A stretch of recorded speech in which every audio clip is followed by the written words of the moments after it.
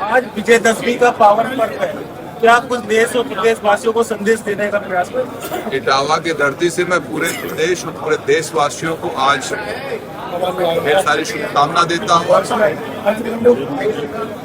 ढेर सारी शुभकामना देता हूँ। देश खुशहाली के रास्ते पे चले, समृद्धि के रास्ते पे चले और आपस में मानव में हमारा जो समाज है उसमें आपस में प्रेम भाईचारा कायम हो।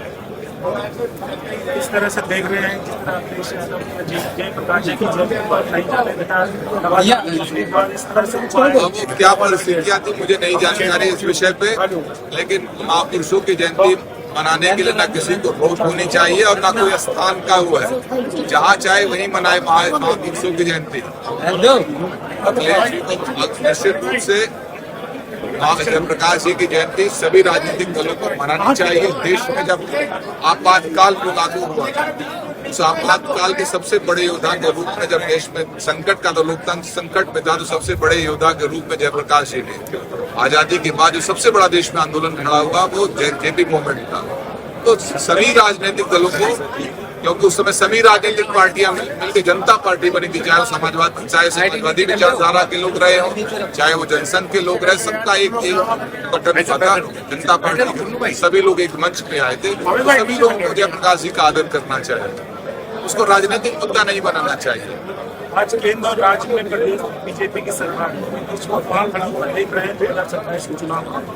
अभी 27 बहुत दूर है, उसके पहले पंचायतों के चुनाव है, उसके पहले कई राज्यों के चुनाव है। अभी हरियाणा के चुनाव के परिणाम है, जम्मू कश्मीर के चुनाव के परिणाम है, महाराष्ट्र के चुनाव, झारखंड के चुनाव है, 15-25 से बिहार के चुनाव है।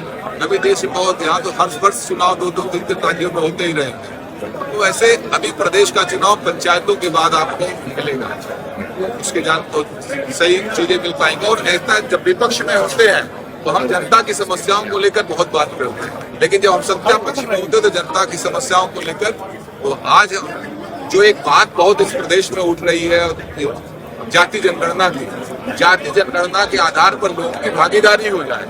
मैं भी चाहता हूं कि जाति जनगणना हो जाए, उस आधार पे जो हमारा ओबीसी कम्युनिटी है उसकी कितनी भागीदारी सरकारी नौकरियों की उत्तर प्रदेश में, कम से कम इसके इसका आंकड़ा उत्तर प्रदेश सरकार से मैं आग्रह करूंगा वर्तमान समय में इस आंकड़े को जारी करे कि ओबीसी कम्युनिटी की कितनी संख्या है और उनकी कितनी भागीदारी है।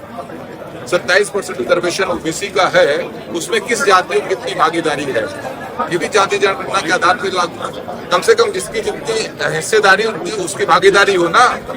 तो यहाँ तो बहुत ही अंतर है। उत्तर प्रदेश कुछ जातियों को तो 50% से अधिक एक नौकरियों में है। लेकिन विपक्ष तो कह रहा है कि जातिवाद और जाति की राजनीति करने वाली पार्टी है, इस तरह से ऐसा है एक दूसरे के ऊपर आरोप लगाने की बात। नेशनल पार्टी चाहे जो भी हो, हम लोग की जो पॉलिटिक्स है मैं उसमें देखता हूँ, नेशनल पार्टी जो भी है वो जात की राजनीति नहीं कर पाए, चाहे भारतीय जनता पार्टी, चाहे कांग्रेस हो, चाहे कम्युनिस्ट हो। जात की राजनीति तो क्षेत्रीय राजनीति, क्षेत्रीय राजनीति।